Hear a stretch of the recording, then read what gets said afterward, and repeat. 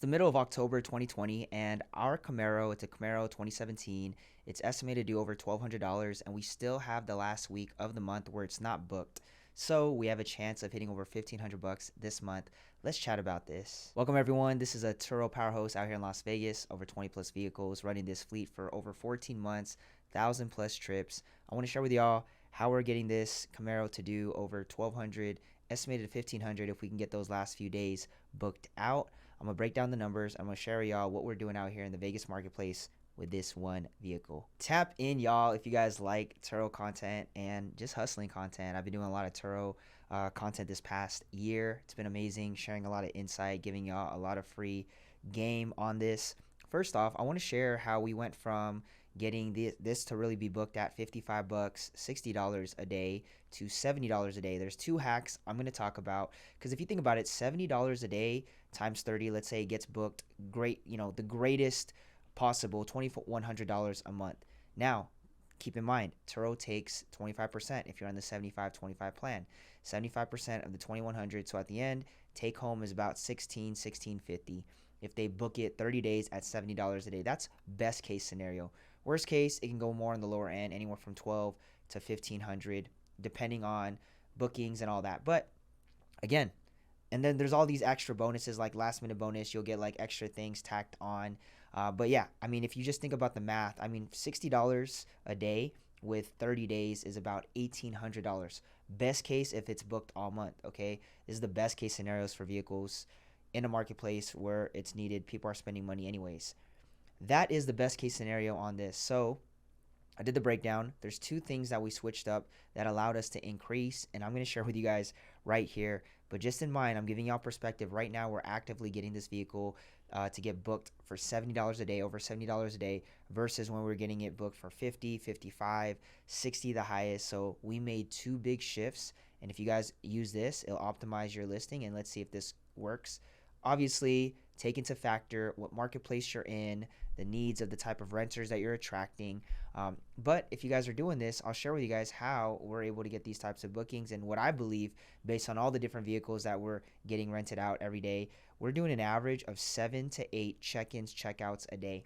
7 to 8 reservations on an average day. On the lower end, it's about 4. Higher end, we're doing anywhere from 10, 12 sometimes, and it's just been consistent all throughout the summer up until October, so it's been a blessing. The first way we believe we're getting these bookings is because of pricing. Now, most people would do the recommended that Turo gives you, right, just so they can get it booked, and then they'll do the highest that Turo books for you. We don't do the lowest recommended. The lowest recommended Turo is telling us on this app is $44, so we're not doing that. The lowest we're doing is 70 bucks, so no matter what it gets booked, it is going to be 70. Now, is that a lot of risk on our end because it might not get booked because maybe renters are looking, especially in this type of economy? Of course. But what I'm learning is, as we're doing this, we're just walking by faith, and I see it getting booked, and it's hasn't been not booked for the last few months. So we've been doing that. If again, yeah, it depends on the marketplace and it depends on the vehicle. This one we know is worth $70 a day minimum, especially on our end. It's a higher end vehicle. So we're booking it for that. The last couple that brought it from us, they did it for a honeymoon. So it was a good cruiser out here in Las Vegas. Again, there's a lot of different factors.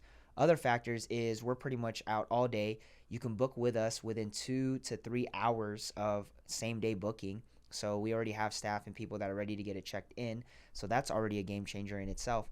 And we do drop-offs wherever, deliveries wherever. Yes, we tack on a fee, but that gives us the ability to even take people from the airport. A lot of people that have been booking this have been from the airport. The recent one that's going to be taking it, they're a local. So again, this is just from what I'm seeing, but I really believe pricing does really play a big factor, because we were getting it booked for less.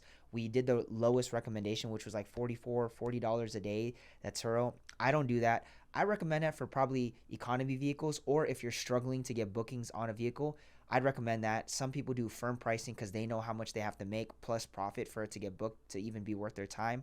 Us, we want cars booked, but also we believe in this play for this specific vehicle. Every vehicle is priced different.